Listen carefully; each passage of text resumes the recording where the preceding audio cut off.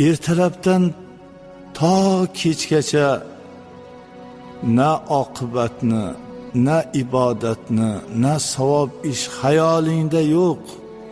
Simu zar yig'ish bilan ovorasan.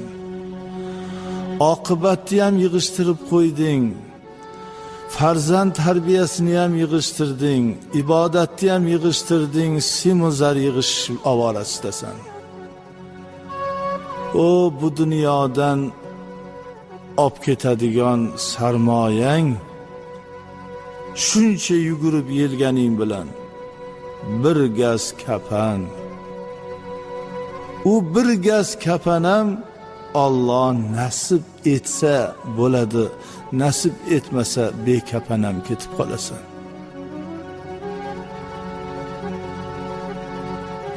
Qarang, janozalarda